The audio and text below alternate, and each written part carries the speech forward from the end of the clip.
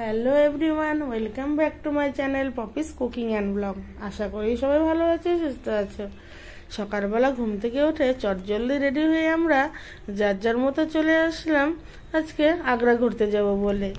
দিল্লি ভ্রমণে দ্বিতীয় দিনে আমাদের ট্যুর প্যাকেজে ছিল আগ্রা ভ্রমণ। তো আগ্রা ভ্রমণের জন্য আমরা রওনা দিয়ে দিয়েছি, আর আমাদের বাসও কিন্তু নিজস্ব গতিতে ছুটে চলেছে আগ্রার উদ্দেশ্যে। তো দিল্লি থেকে আগ্রা যাওয়ার পথটা কিন্তু ভীষণই সুন্দর, চারদিকে সৌন্দর্য কিন্তু ভীষণই মন কাড়া।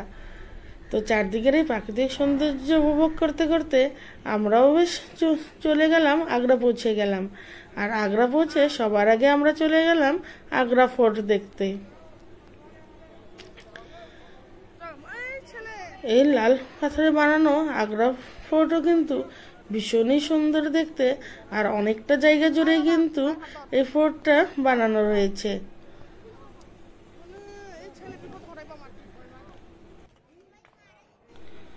দিল্লির মতো আগ্রার এই প্রাসাদটিও কিন্তু ভীষণই নজর কাড়া। এখানে আমরা কিছুক্ষণ দাঁড়িয়ে নিলাম, আমাদের গাইডের জন্য অপেক্ষা করছিলাম। গাইড বলছিল আমরা যারা যারা একসাথে এসেছি সবাই জন্য একসাথে থাকি, যাতে করে ওনার আমাদেরকে সমস্ত জিনিস বুঝাতে বেশ সুবিধা হয়।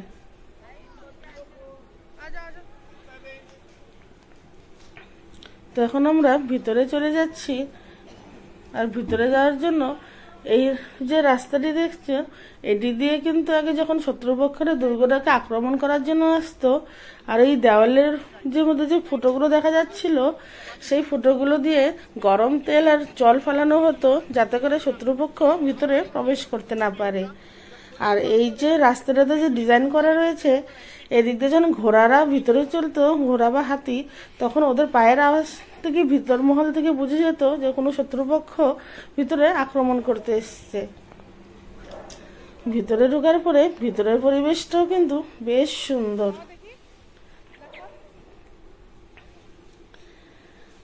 সবাই ভিতরে সৌন্দর্যটাকে যে যে যার যার মতো ক্যামেরা বন্দি করে নিচ্ছে, যাতে করে পরে কোনো সময় ইচ্ছে হলে যেন দেখে নেওয়া যায়।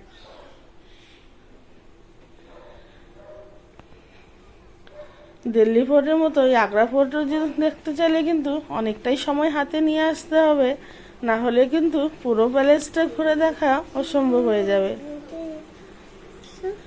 আর এই মাঝখানে এই গার্ডেনটাতে এখানে আগে আঙ্গুর চাষ করা হতো। বলা যেত সম্রাটরা ওয়াইন খেতে ভীষণই পছন্দ করতেন, আর তাদের জন্য এখানে আঙুর বাগান করা হতো, আর ওই বাগানের আঙুর দিয়েই কিন্তু এখানে ওয়াইন বানানো হতো। আর ওই বাগানের যে লাল মাটিগুলো, সেটি কাশ্মীর থেকে এনে এখানে আঙুর চাষ করা হতো।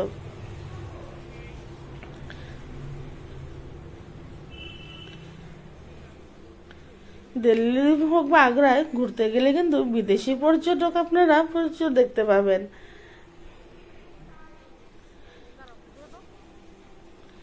এই আগ্রা ফোর্ট দেখতে হলে আপনারা সকাল 6টার থেকে সন্ধ্যা 6টার মধ্যে যে কোনো সময় আসতে পারেন। সকাল 6টার থেকে সন্ধ্যা 6টা অবধি কিন্তু এই ফোর্ট খোলা থাকে, আর ভিতরে ঢোকার জন্য আপনাদেরকে 50 টাকা করে এন্ট্রি ফিস দিয়ে টিকিট কেটে নিতে হবে। তো আমরাও দাঁড়িয়ে নিয়ে একটু ফটো তুলে নিলাম, প্রতিদিন নিয়ে ভিতর দিকে আবার চলে গেলাম।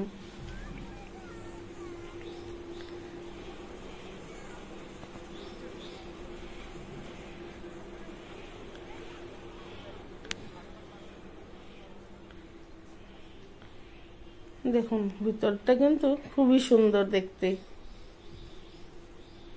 নানান রকম ফুল দিয়ে সাজানো এই মহলটা কিন্তু খুবই সুন্দর দেখতে।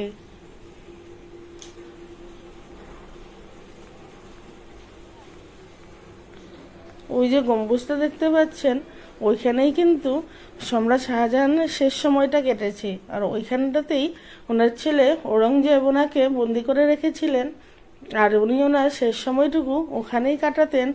আর ওখান থেকেই তাজমহলের একটা সুন্দর ভিউ দেখা যায়, সেখান থেকে উনি প্রতিদিন ওখান থেকে তাজমহলটাকে দেখতেন, যেখানে ওনার স্ত্রীকে সমাধি দেওয়া হয়েছিল।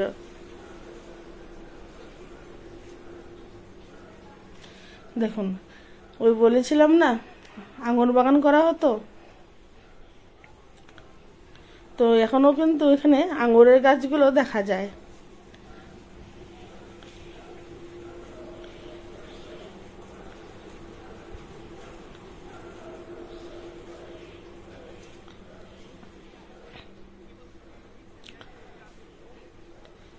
এখন আমরা আবার একটু উপরে চলে গেলাম। উপর থেকে চারদিকের ভিউটা দেখতে কিন্তু বেশ ভালো লাগে।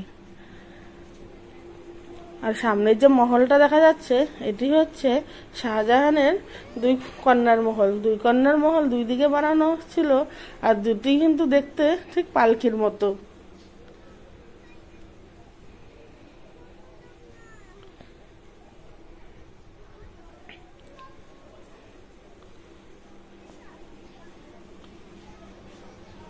আর এখানেই থাকতেন সম্রাট তার স্ত্রীকে নিয়ে, মানে মমতাজকে নিয়ে এখানেই কিন্তু সম্রাট শাহজাহান থাকতেন।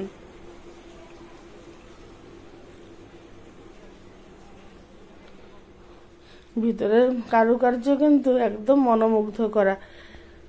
তখনকার যুগে যে এত সুন্দর কারুকার্য করা হয়েছিল সেটি নিজের চোখে না দেখলে কিন্তু বিশ্বাস করা যায় না।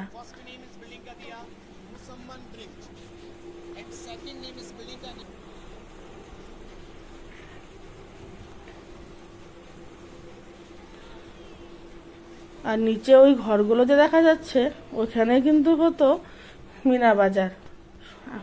সম্রাট আকবরের সময় এখানে যে মিনা বাজার চলতো, ওই মিনা বাজারের দোকানপাট কিন্তু ওখানেই বসতো।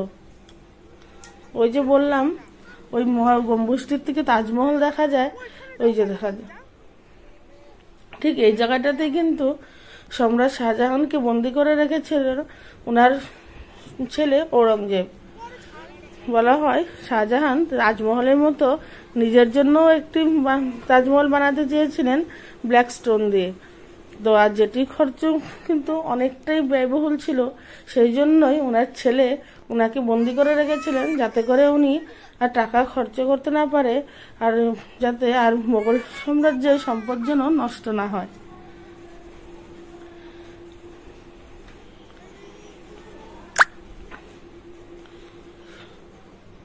আর এখান থেকে তাজমহলের ভিউটা কিন্তু বেশ সুন্দর লাগে দেখতে। আমরা এখানে অনেকটাই এনজয় করেছি। আর এখানে মোগল সময় এখানে সভা বসতো, আর এখানে কিন্তু নানান রকম মিটিংগুলো হয়ে থাকতো।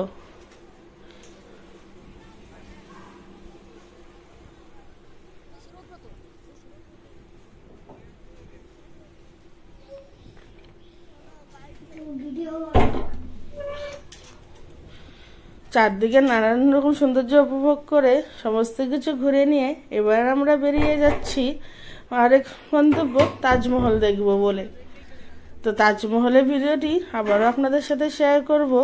তো ততক্ষণের জন্য ভালো থাকবে, সুস্থ থাকবেন।